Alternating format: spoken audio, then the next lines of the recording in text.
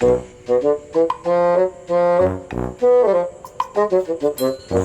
যা ছুঁই যা।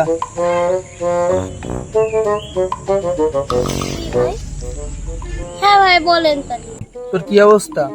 ভাই পড়াশোনার কিছু হচ্ছে না, কি করব, খুব মাথার চাপের ভিতরে আছি ভাই। বলেন কি করতে পারি। আরে পড়াশোনা আমাদের আমাদের না, আমার দাদার আমাদের পড়াশোনার কথা শোন। সেই পাহাড় পর্বত পাড়ি দিয়ে নদী নালা পার করি, জামা কাপড় তো ছিলই না, জুতো তো ছিলই না সেই সময়। ওই নদী নালা পার করে পড়াশোনা করতে দিত স্কুলে, বুঝলি? আরে ভাই, আপনি কার কি গল্প বলছেন? আমার দাদার গল্প শুনুন। যে আকাশ চমকায় না, ওই এলাকায় 500 পরীক্ষা রাখছে।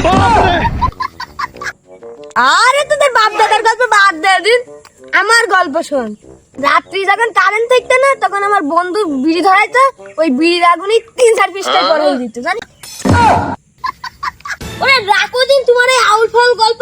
জীবনে তো একটু বারান্দা, স্কুলে বারান্দার সামনে যাই পারলে তোমাদের আউল ফাউল গল্প চল। বাদ দাও, তোমাদের সাথে কথাই